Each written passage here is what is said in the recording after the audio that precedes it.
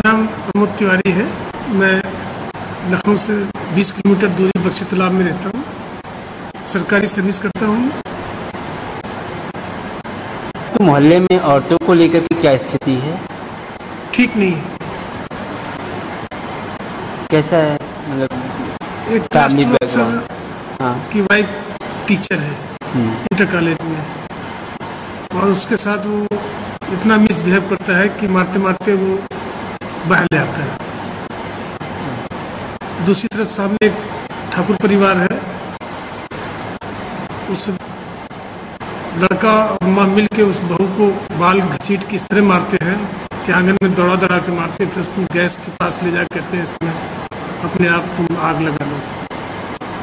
कभी कहेंगे खाना खाने नहीं देते, कहते हैं बाप का मांस खा लो, भाई का मांस खा लो। ऐसे ऐसे लफ्ज इस्तेमाल करते हैं कि वो बहू कब सुसाइड कर ले, कब क्या कर ले, कोई ठिकाना नहीं। रात हो चाहे दिन हो, कब उसको पूरी सर्दी बिना रजाई की उसको निकल गई, जमीन पे लेटती है। कभी वो टाट पुराने कपड़े लेते आग जला के रात काटती। उसमें गर्मी है लेकिन उसके पास न पंखा है न कुछ है, बंद कमरे में वैसे ही कैदियों की तरह रहती है। बेल बजाओ का ऐड सबसे पहले कब देखा और आपको देखने के बाद क्या रिएक्शन रहा? वो हो गए करीब 3 साल से पहले देखा था। रिएक्शन तो बहुत हुआ। उससे का ही रिएक्शन था कि दिमाग में ऐसे लगा कि कुछ हम पहले तो समझ में नहीं आया कि बेल बजाओ है क्या। कई बार वो टीवी विज्ञापन आया तो देखा कि वो नीचे मारपीट हो रही है।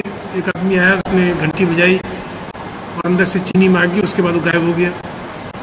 तो बच्चों से पूछना पड़ा कि बच्चे ये क्या एड है, क्या कहा? ये घरेलू हिंसा का एड था। दोबारा ध्यान से देखा उसको और उसके बाद फिर दिमाग में लगा कि इससे के थ्रू कुछ हम दिमाग डाइवर्ट कर सकते हैं किसी का। और प्रैक्टिकल तौर पे हमने पड़ोस वालों में जब कभी मारपीट होती थी तो उनकी खिड़की के सामने खड़े होकर कुछ खटपट करते रहते थे। कभी कुछ तम्बाकू को पीट दिए, कभी इसे ताली वाली बजा दिए। तो उसका रिएक्शन ये हुआ कि थोड़ी देर के लिए फिर वो अंदर का जो कार्यक्रम था वो बंद हो जाता। तो वो उसकी जो लड़के की माँ यानी बहू की सास जो है थोड़ी देर के लिए मारना पीटना बंद कर देती थी, या कभी चली जाती थी, या कभी हम उसको नमस्ते कर लेते थे। तो बीच में ब्रेक होता रहा।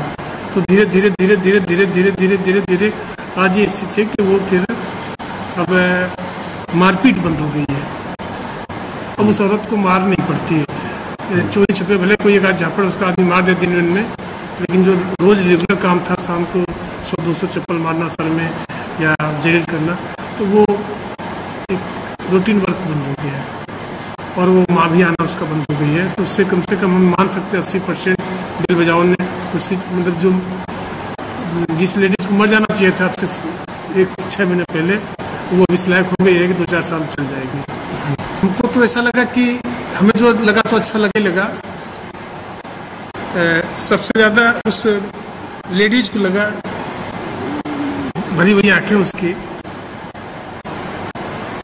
और सुबह आके खड़ी हो जाती थी चाचा चाचा करके। तो ये नहीं समझ में आता था कि इसको क्या क्या कर सकते हैं इसके लिए। वो चुपचाप रो के चली जाती थी। अब वो खुश है तो हम बहुत खुश हैं, और इतना खुश है कि ऐसा लगता है जैसे अपना ही कोई बच्चा नया जीवन पा गया। और आपके ये चूँकि हमारे मन में जो भाव आया, प्रेरणा हुई, इसका स्रोत बेल बजाओ का ही है।